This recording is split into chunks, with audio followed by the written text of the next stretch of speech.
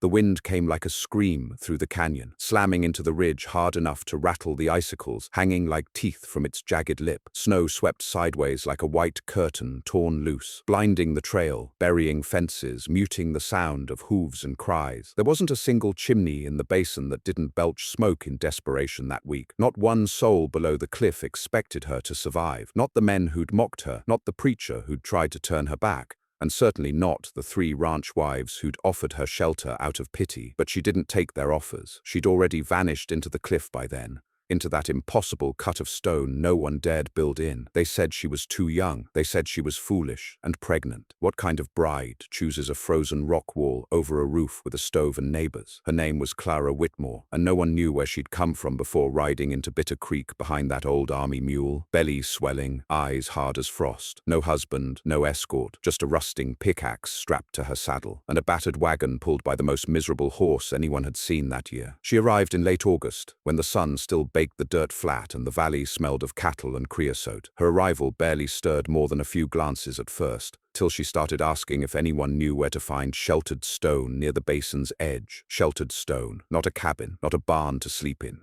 not even a shack, just stone. By the time she found the cliff, most folks had already decided she wasn't right in the head. The canyon wall she chose rose like a beast's ribcage, bare, steep, wind-ripped, and full of crows. There was an old mining hole dug partway in, half collapsed and covered in moss. She inspected it like a banker inspecting silver. Then she took her mule, her tools, and the wagon, and vanished into the dark cleft before anyone could talk her out of it. They called her the Cliff Bride after that. When they talked about her, it was like a joke. Ain't nothing more stubborn than a cliff bride with a shovel. They said the baby would be born cold, that she'd end up frozen stiff before Christmas. Even the half-friendly ones who left food baskets by the trail only gave her till the first real freeze. She didn't answer their knocks, never spoke in town, and no smoke rose from that cliff, not even when snow came in October, early and mean. But what they didn't know, couldn't know, was that Clara had chosen that cliff not out of desperation, but from memory, because she'd grown up inside stone once before, and she'd survived what the others hadn't. That memory burned in her while she worked, as the baby shifted inside her ribs, as her breath fogged in the dark, as her fingers split open from hauling rubble and laying earth-packed insulation. She remembered the winters when children didn't wake up, when men froze with their boots on because the wind found every crack in the wood. Her mother died in a cabin like that. Her father, too, but the cellar carved into the hillside behind them, that stayed warm, even when everything else buckled. So Clara didn't build out like the others. She built in. The cave was no bigger than a coal wagon at first. Wet, uneven, sharp with shale. She spent weeks carving a secondary tunnel in back, slowly hauling bucket after bucket of cold soil, packing it around the walls to trap heat. She scavenged river clay to line the interior, then sealed it in layers with pine resin and moss paste, pressing it smooth with her palms, whispering to the unborn child curled inside her, as if shaping the walls with lullabies. When the temperature dropped, she built her stove, not above ground, but sunk into a natural pocket in the floor, feeding it with long coals that radiated warmth into the stone itself. Her venting system used ancient chimney logic she'd once seen in an old sod house. Angled tubes cut through layers of gravel, bending warmth back downward. The smoke barely showed. No one saw what she was building, because no one cared to look. They just laughed. "She dug a hole for her coffin and thinks it's a nursery," barked old Mac from the trading post. "She's sealing herself in like a badger," snorted his wife. "Ain't no life in that hole." But Clara kept working. She rationed every board of pine, every scrap of wool, every strip of jerky she cured herself. Her stove used hardly more than a single log every 2 days, and her food stayed dry and frost-free inside the stone cellar pit she'd carved with a broken shovel head. By December, she had a chamber dug deep enough to stand upright in, lined with cedar bark, padded with old sheep fleece, walled with mudstone that glowed warm when the stove was lit. And by then, the snow had come in full. It came like it had no end, one storm after another, night after night, hammering the valley until the wind was all anyone heard for days. Bitter Creek's cabins groaned under the weight, roofs cracked, doors warped from the wet, wood split under the cold. Families wrapped themselves in every quilt they owned, feeding fires through the night. Children slept beside ovens, and still the frost bit through. Then it dropped to 35 degrees, and that's when the deaths started. First came the goat farmer's boy, fell asleep near the floor, never woke up. Then the Pattersons lost their baby girl, barely a month old, even wrapped in wool, and laid beside the fire. The preacher's mother followed next. In her sleep, no warning, just gone. That week, smoke stopped rising from 3 of the cabins entirely. Folks started knocking on each other's doors by mid-January, asking about extra wood, about shared stoves, about whether anyone knew a way to get to the canyon pass. But it was sealed in ice, and nobody thought to check the cliff, not until the rumors started, because one morning, deep in the worst of it, a trader swore he saw steam rising faintly from the crack in the rock above the basin just before the sun touched it. Not smoke, steam, warmth escaping through stone. They didn't believe him, but it stuck in their minds, because the cliff bride, well, she hadn't been seen since autumn, and no one had heard a single cry from her child, not a single sound. What kind of baby survives a storm like this? Unless there was no baby at all, unless she'd buried it, unless she'd buried herself. The rumors festered. A group of 3 men decided they'd climb the ridge and check, not for kindness, but for morbid curiosity. One of them, a ranch hand named Silas, claimed he was doing her a favor in case she needed to be hauled out before she froze stiff. They left with ropes and lanterns and a flask of whiskey between them. Only 2 came back, shaking and white as the snow. They wouldn't say much, just that she was alive, and the baby too. And somehow,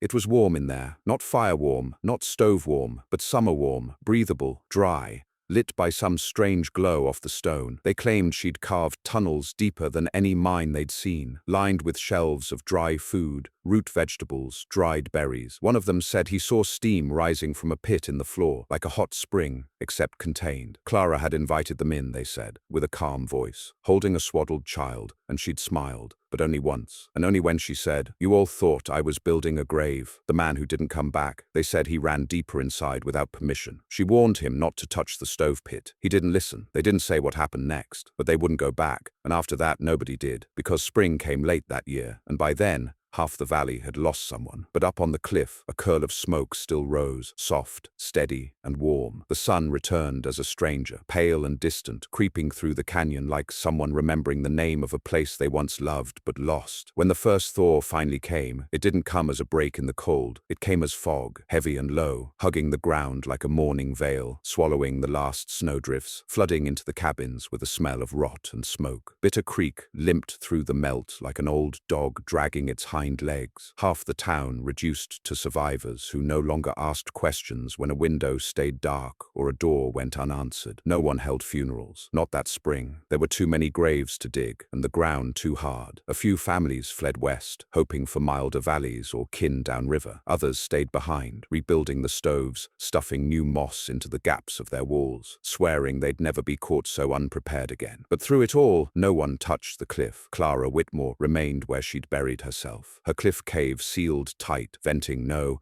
more than the thinnest whisper of smoke. Those who passed near the ridge said the air up there still felt warm, strange, almost soft. They avoided it, not out of fear, not anymore, but out of shame, because by then they all knew what they'd said, how they'd laughed, how they'd dismissed her with a shake of the head and a muttered "poor girl." Now the poor girl had outlived every cabin on the basin rim, and they couldn't forget the 2 men who'd come back with eyes too wide and skin too pale, whispering of warm stone, of glowing walls, of a child asleep in perfect silence, under layers of sheep's wool and pine tar. Clara didn't come down that spring, or the next, but her legend did. By the 2nd year, men stopped joking about the Cliff Bride. They called her something else now, the Hollow Mother. Children were warned not to climb near the ridge, not to throw rocks toward her ledge, not to linger beneath the crack in the cliff. A silence surrounded it, like a chapel no one dared rebuild. And yet, one by one, they started showing up again, not townsfolk, outsiders. The first was a man named Gideon Lark, a carpenter from 3 valleys east. He came during a rainless summer, his wagon low and sloshing with buckets. Said he heard about Clara's spring, that it came warm through the stone even in January. Said he was hoping she'd teach him how to build the same way. He brought flour, dried beans, a cured ham tied with string, even a small mirror from a city shop. He left it all at the base of the ridge. No one ever saw him climb, but the next morning,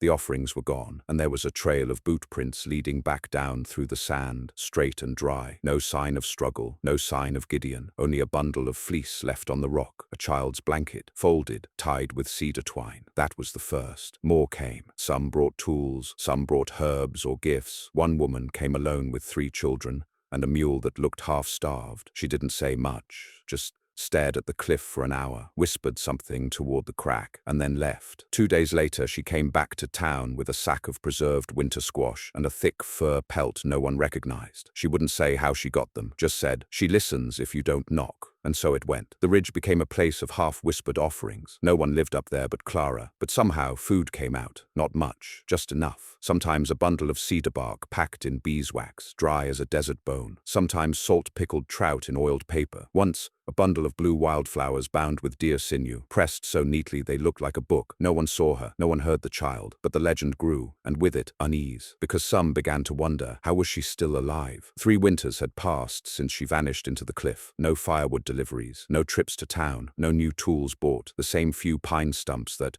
had stood at the base of the ridge hadn't been cut in years, and yet the smoke still curled from that hidden vent, and the warmth still seeped faintly down the rock face after dusk. Old McCallan, the trapper, swore he once saw a pale glow in the canyon at night, like foxfire, but larger. Said it moved behind the stone like something breathing. People laughed, but not hard, not like before, because by the 4th winter, Clara Whitmore's silence had become heavier than any storm. And then something changed. One morning, early January, with the sky low and grey and the air sharp with the scent of coming snow, a child walked into Bitter Creek, alone. No coat, no hat, just a heavy wool wrap draped across her shoulders, stitched with patterns none of the women recognized, spirals and triangles, like something carved into stone by ancient hands. Her eyes were amber bright, her cheeks flushed, but not cold, and her feet bare, not blue or blistered, but dry, warm even. She walked straight to the trading post and placed a bundle on the counter, a cured hare, perfectly skinned. Then she looked up and said, "Mother says this one is for the preacher's wife. She's with child." Then she turned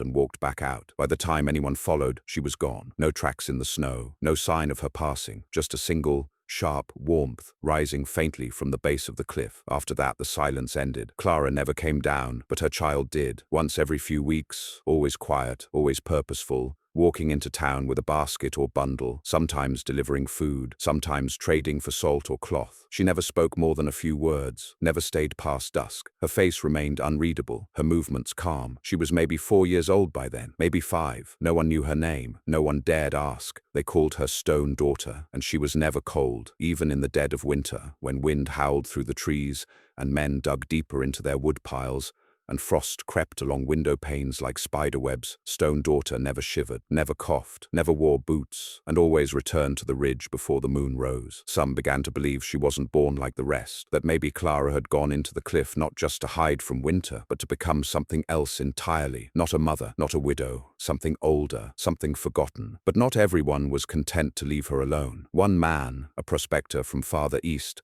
heard the stories and grew curious. He had no patience for legends. He wanted proof. He wanted to see the inside of that cliff. His name was Elam Beavers, and he didn't believe in ghosts. He climbed the ridge one morning, full of certainty, heavy boots crunching through crusted snow. He carried a lantern and a pry bar, swearing to force his way in if needed. Said he'd map the tunnels, measure the heat, bring back word to every homestead that what Clara built was nothing more than smart stonework and blind luck. He never came back. No one saw or heard from him again. But weeks later, Stone Daughter brought a new bundle to the trading post, wrapped in waxed wool. She placed it on the counter and said simply, "For anyone who still wishes to knock." Inside the bundle, Elam's lantern melted, warped sideways. The townsfolk didn't ask questions after that. They just watched the ridge and waited. By the 5th year, something else began to shift. Birds gathered near the cliff in winter. Warm weather birds, warblers, robins, even the odd hummingbird, flitting through the scrub, pecking near the stone. The ridge grew greener sooner. Flowers bloomed early. Snow melted faster along the cliffside. Some called it a miracle, others called it unnatural, but no one went up again. And Clara, she remained a breath behind the stone. One winter, a boy caught pneumonia. The doctor said he wouldn't last the night. In desperation, the mother bundled him and left him at the base of the ridge with a note, scrawled in shaking ink, "Please, Hollow Mother, please, if you're real." In the morning, the boy was gone. In his place, a bundle of warm moss stitched with herbs, and a whisper of heat rising from the dirt. 3 weeks later, the boy returned, walking, healed, saying nothing, only that it had been quiet and soft, and she sang to him. They didn't press him, because the truth had already taken root, the one they laughed at, the one they mocked, the one they said would never survive the storm. She had built a world within the stone, and while others froze and starved and rebuilt, Clara Whitmore endured, layered in silence, in clay and cedar, and heat drawn from the bones of the earth itself. She did not bury herself in a tomb. She carved out life, and winter, brutal, merciless, unforgiving winter, had not found her child. It had found everyone else. By the sixth winter, the valley no longer pretended to understand what Clara Whitmore had done. They only knew it worked. The townsfolk, especially those who'd survived the first great freeze, no longer referred to her with derision or pity. Her name wasn't said out loud in front of children. And when adults did speak of her, quietly, near the fire, after a long day, it was with a tone somewhere between awe and fear. Even the preacher stopped calling her a deluded girl. He didn't call her anything now, just touched the worn edges of his Bible when her daughter passed through town and whispered something into his beard. Stone Daughter never aged like the other children. By her 8th year, she still looked no older than 5. Her cheeks stayed round, her eyes as sharp as molten amber. Her skin never paled, never reddened with cold. She spoke rarely, but always with clarity, never mumbling, never afraid, and she was never seen without that cloak of hers, that strange sun-baked wool wrap stitched with spiral patterns no one could name. When she came into town, people cleared the way for her. She never knocked, never waited. She simply stepped inside whatever home needed her, carrying poultices wrapped in cloth, tiny woven packets of root powders, jars of resin paste for coughs. It was as if she could feel what each family needed before arriving. Some stopped asking how she knew, some stopped caring, and others began to wonder. They wondered what she and Clara had done in that stone, what had been buried in it, what had been born from it, because the warmth that once lingered faintly around the cliff began to change. It grew thicker, deeper. The snow line retreated, birds stayed longer, trees that hadn't budded in years bloomed early near the ridge, and the more the mountain gave warmth to the woman and her child, the colder the rest of the valley grew. It was the start of something that no one wanted to name. They whispered it behind locked doors. She's taken something, some of the heat that belonged to the land. She's holding it beneath that rock, keeping it to herself. But no one said it loud, because no one wanted to knock on her door, not anymore. Still, Bitter Creek had its pride. Old blood ran through the valley, and men who'd worked the earth with their hands didn't take kindly to the idea of some cliff witch hoarding warmth and life while others toiled for scraps. The younger men, ones who hadn't lived through the blizzard that had taken half the town, started whispering a different tune. She's just a woman in a cave, they said. It ain't magic. It's trickery. Some old miner's vent she found. Or worse, she's burning something, keeping the heat by foul means, maybe even stolen bodies. They spat nonsense like that when the snow blew hard and the livestock dropped dead and woodpiles vanished too fast. They needed something to blame, and Clara never came down to defend herself. That's when Elijah Ford started talking. He was 27, born 3 years after the freeze, never lost a sibling, never slept in a cabin where the walls sweated ice. He'd only known the stories of that winter, and they sounded like exaggeration to him. He had broad shoulders, fast hands, and a way of spitting before he spoke. His father had died in the freeze, but Elijah didn't remember him. He remembered only stories, and those stories gave him something to prove. So when he gathered 3 others, men like him, hardened by labor but not loss, and said they were going up to see what she's hiding, no one stopped them. They went armed, axes, lanterns, short pistols. One carried a pick. They said they were just going to look, just to see what warmth really lived behind that stone. Said they'd come right back down. Said if Clara had something to teach, maybe they could learn it. Maybe it was time she shared it. They left just after dusk. Only one returned. He didn't speak. His eyes were bloodshot, his fingers blackened with cold, even though the day had been mild. His coat was torn. They carried him to the trading post, covered him in blankets, fed him soup, and when he finally spoke, it wasn't words, it was a scream. They say he screamed until his throat bled, until his jaw wouldn't move anymore, and even then he kept mouthing the same thing: "Don't touch the stone." That was when the preacher broke. He climbed to the top of the church bell tower one fog-heavy morning, and rang the bell 3 times, sharp, fast, uneven. No one had heard that bell in years. He stood before the town in the cold, trembling with a Bible clutched to his chest, and he said, "She has drawn something ancient into her bones, something the mountain itself forgot. I don't know if it's God's light she's holding, or something that lives beneath it, but it is warm, and we are cold, and the balance is slipping." He tried to speak more, but his eyes rolled back. He collapsed before he could say another word. Some say his heart burst. Others say something was taken from him mid-sentence. After that, no one climbed the ridge again, not for another 2 years. But something began to change in the town. The winters became sharper, more brutal. Bitter Creek found itself buried in ice deeper and longer than any season before. Fires flickered out faster. Chimneys collapsed. Children wheezed with cold that never left the lungs. It was as if the earth had turned against them. And yet, up at the cliff, the snow line continued to recede. The wildflowers bloomed early. Steam rose even in February. And at night, faint pulses of amber light could be seen through the cracks in the ridge, like a heartbeat inside the mountain. They called it the glow. Some said it was just reflection, sunlight caught in frost. Others said Clara's child had become something more than human, that she was drawing heat from beneath the world, feeding off the mountain's core. One night, in the dead of the longest winter, the town fell silent. No firewood remained. Half the cabins sat hollow. Wolves circled the basin. The town's only well had frozen solid. The schoolhouse was shuttered. The saloon's whiskey froze in the casks. And then they saw her, stone daughter, walking down from the ridge. She came barefoot through thigh-deep snow, carrying something wrapped in woven moss. No coat, no cloak, no frost on her breath. She didn't speak. She entered the town center, knelt on the frozen ground, and unwrapped the bundle. It was a hearthstone, still warm, still glowing, cut perfectly from the cliff. No one dared touch it, but the snow around it began to melt. The frost on the nearby walls began to weep and run. She stood there, looking at them, at the hollow-eyed survivors, and then said in a voice as clear as sunrise, "She is ready now," then turned and walked back up the ridge. They didn't understand what it meant, but within a day, the preacher's house caught fire from a chimney collapse. 3 cabins buckled under snow weight, and the town's only doctor froze to death in his sleep. That's when the migration began. The families, those who'd once mocked her, those who'd once whispered or judged, began to pack, quietly, slowly, not all at once. They didn't tell each other, they just left. Some went west, some went downriver, some never said where. Bitter Creek, after the 9th winter, was almost gone. Only a few stayed behind, those too old or stubborn to leave. But they all stayed away from the ridge. They never spoke her name anymore. And the warmth from the cliff, it pulsed, brighter, deeper, like a sun behind stone. Clara never came down, but sometimes, at night, when the fog broke just right,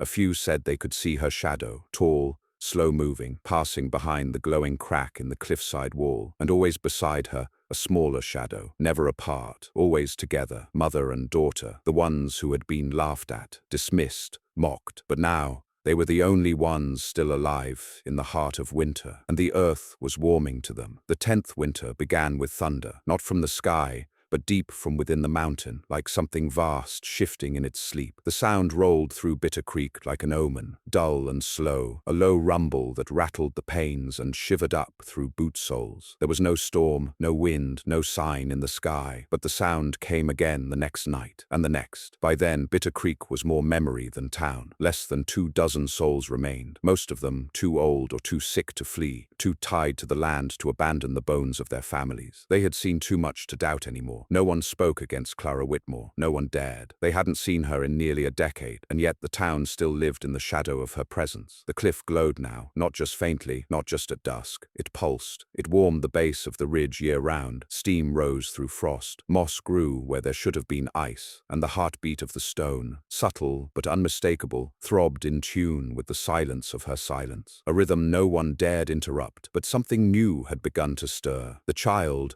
who should have been 10 years old by now, still looked no older than 5. Her hair hadn't lengthened. Her face hadn't lost its roundness. Her eyes, though, had changed. They were no longer amber, but a deep golden color, rimmed with something darker, almost coal-like. She hadn't been seen in 2 years, not since she delivered that hearthstone. The last time anyone laid eyes on her, she'd placed a hand on the earth and whispered something to a dying tree behind the old schoolhouse. That tree, everyone swore, bloomed in February, with orange blossoms no one could name. After that, she vanished, and Clara still never came down. But on the first night of that 10th winter, 3 travelers arrived, not from nearby towns, not from any place local. These were not ranchers or peddlers. Their coats were stitched from waxed leather, their faces weathered not by sun or frost, but by distance. The leader, a tall man with silver in his beard and a scar that curved from ear to collarbone, asked for water and a map, said he was seeking the woman who lives in the cliff, said he'd been tracking the signs. He didn't explain, didn't have to. By then, the stories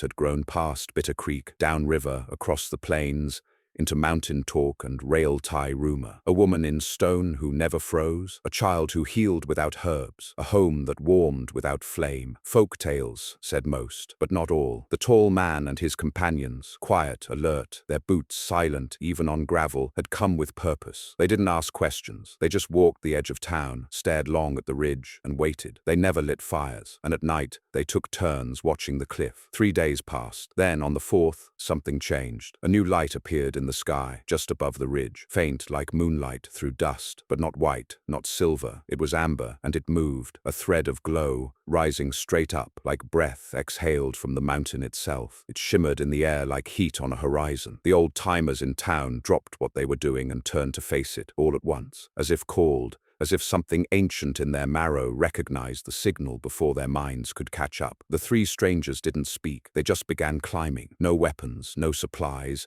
no coats. The townsfolk didn't try to stop them. They didn't offer help. They only watched, because they knew. Not everyone returns. The 3 were gone by nightfall, and then, for the first time in years, the light above the cliff stopped. No smoke, no steam, no glow. The ridge turned black. A silence fell over Bitter Creek like the lid of a coffin. They waited. 1 day, then 2, then 4, and still no smoke, no warmth, nothing. It was as if the mountain had swallowed its flame. By the 8th day, the last of the old-timers, the ones who'd stayed through every blizzard, buried more kin than they cared to name, and seen too many things unspoken, gathered in the square. They didn't plan it, they simply arrived, as if by instinct, and without a word, they began walking toward the ridge. There were 11 of them, old men with shaking hands, women with backs bent from hauling water, a boy of 17 who'd never left the valley because his mother was buried here. They carried nothing but lanterns. No one knew what they expected to find. Maybe ashes, maybe a miracle. What they found was neither. The ridge was open. The narrow trail that once ended at a sheer wall of stone now led into a hollow, cut in the cliff, neat, perfect, warm to the touch. The walls pulsed with low light, like amber veins in quartz. The air was soft, still, heavy with a scent like pine, and something older, like time itself had been ground to dust and left to ferment in silence. They entered, 11 of them, and the hollow swallowed them whole. No screams, no sounds, only the flickering of lanterns that slowly dimmed as the path turned deeper into the stone. And then nothing, again nothing. For a week the town stood still, and then the warmth returned, but not as it had been before. This was different, not rising from vents or cracks. It bled into the very air. The frost retreated, ice turned to dew, wood that had splintered from cold slowly bent back to shape. Sap ran in trees, birds sang in January, and down from the cliff came the child. Older now, finally. Her face was longer, eyes wider, still quiet, still barefoot. She came carrying a single item, a book, bound in thick hide, stitched with bone. No title, no pages, only stone tablets inside, thin as paper, warm to the touch. She placed it on the church steps, then turned and walked away. No one followed her. No one dared touch the book, not for days. And then one woman, Emmeline Shaw, once a schoolteacher, now alone and blind in one eye, approached it. She didn't touch it, just sat near it, and began to speak, not with her own voice, but with Clara's. They say it was like wind turning through a flute, a sound not made with lungs, but with memory. She told of the storm that killed the others, of the warmth that hid beneath the stone, of the pulse she felt in the deepest dark, when even the child inside her had gone still and silent, and how she had struck the wall with her hand, sobbing, and it opened to her, not with light, but with breath. The mountain inhaled her, and never let go, not once. Emmeline spoke for 6 hours, then collapsed. When they carried her back to her bed, her skin was warm as summer. She never caught cold again. The book stayed on the church steps, and over the next month, more came to listen. Not read, listen, because each time someone sat beside it, a different voice emerged. Not just Clara, but others. The trapper who never returned, the preacher, even the strangers. Their voices rose like dust shaken loose from the bones of the stone. Stories, warnings, knowledge not meant to be written, but carried. That spring the cliff grew a new face, a sheer wall of polished amber, smooth and curved like the inside of a hollowed seed. And within it, if you looked at the right time of day, just as the sun slipped behind the western ridge, you could see faint outlines. A woman, a child, holding hands, not statues, not carvings, shadows shadows burned into the stone like ghosts of heat, and when the wind blew right, you could hear a lullaby. No words, just sound, and the mountain breathed. It breathed warmth into the valley, and Bitter Creek finally rested. When the 11th winter came, it brought no warning, no snow clouds, no wind, just silence. And in that silence, Bitter Creek held its breath. By then, it was barely a town, just 7 cabins standing, the rest collapsed or abandoned, their bones gray with rot. Grass pushed through the cracked floorboards of the saloon. The well was dry. The schoolhouse door hung open and frozen in place. The church was empty save for the stonebound book resting where the altar used to be, its pages unreadable, yet somehow already known by anyone who sat beside it long enough. No one asked anymore how Clara had survived. No one questioned how a woman, 8 months pregnant, had entered a cave and built warmth from nothing, because they understood now. It had not been nothing. It had been everything the rest of them had abandoned. Old knowledge, the stubborn silence of stone, the slow patience of breath held through the deepest dark. Clara had not dug herself into the mountain to escape death. She had done it to plant something, and what she planted had grown. The signs came slow at first. The snow never touched the ridge anymore. Birds nested there in flocks that stayed year-round. The trees bent toward it, not withered by the cold, but reaching, always reaching, like pilgrims to fire. Then came the dreams. Those who lived nearest the cliff began to whisper of visions, not memories, not madness, but impressions carved behind the eyes. They would wake sweating, crying, whispering words in languages they had never learned, words full of syllables like falling water or cracking ice, not frightening, but heavy, and always, the same image lingered after they woke, a woman standing inside a chamber of living stone, her hand outstretched, not in warning, but in invitation. She was not young anymore, but neither was she old. She was beyond age, beyond what anyone could name. And the child? The child was taller now, nearly her height, with skin the color of sandstone, and eyes like fire caught in amber. She stood beside Clara always, hand in hand, watching, not with malice, not with fear, but with the stillness of one who remembers what the world once forgot. In the waking world, no one had seen the child in over a year. No one dared climb to see if she still lived, but they didn't need to, because the mountain told them. Heat bloomed underground near the cliff, soft and steady. Roots grew thick even in frost. Small creatures made dens near its base, unafraid. Rain that should have frozen came down as mist instead, and dew clung to the bitter grass even in January. Something had shifted. The earth remembered her, and yet one final test remained. It began just before the new year, when the sky darkened in the middle of the afternoon, and the horizon bled red. A storm was coming, but not like before. This one rolled over the mountains like a fist, black clouds boiling, lightning twisting silently in the belly of the sky, and wind that didn't howl, but whispered. Every breath of it smelled wrong, like iron and ash, like endings. The few that remained in Bitter Creek knew they would not survive it. There was no wood left to burn, no food left to cook, and the snow came like a curtain drawn across the sky, thick and wet and endless. 3 feet fell in the first 6 hours. By midnight it was 5. Roofs cracked, doors froze shut, and the wind began to pull heat from the lungs themselves. One by one the cabins darkened, until only one window still glowed. The church, lit not by fire, but by the stone book. It pulsed, faintly, and one man, old Thomas Greeley, the last blacksmith, dragged himself there through snow so deep he had to crawl the final 100 feet. He said he didn't want to die alone. When he touched the book, it flared once, hot and bright, and then dimmed, and the wind stopped. Not everywhere, just there, around the church, like a ring. The snow fell, but slower. The cold reached in, but didn't sting. And when Thomas opened his eyes, he was not alone. She stood before him, not Clara, the child, now grown, not into a woman, but into something other. She didn't speak with her mouth, but the words filled the church like song. "You stayed," Thomas nodded,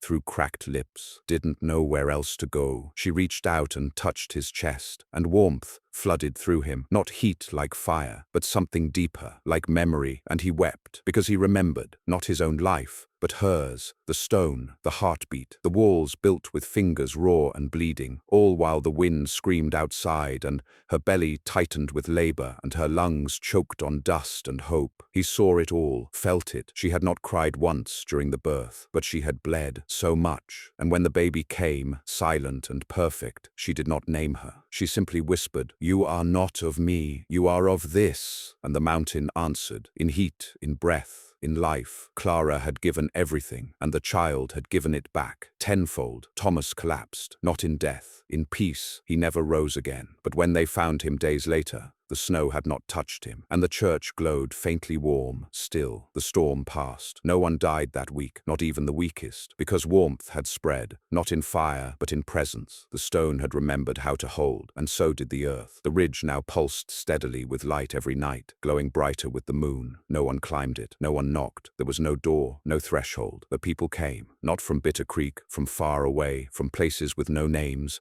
only rumors. They arrived in twos, threes, silent, reverent. Some left offerings, handwritten notes, carved tokens, strings of dried herbs. Some just sat near the base of the ridge for hours, heads bowed. No one asked what they came for, because everyone knew she had become the memory of fire, of shelter, of the warmth you carry when nothing else is left. Clara Whitmore, the pregnant bride no one believed in, who rode into Bitter Creek with nothing but a mule and a pickaxe, who dug into the heart of stone while the world froze above her, who birthed something that never aged and never left. She had built more than a home. She had built a haven, one carved from the bones of silence. And when the final cabin in Bitter Creek rotted to the ground, the cliff still stood, alive, beating. And when they came, the weary, the dying, the broken, they found no door, but still they stayed, because the mountain never turned them away. It only breathed.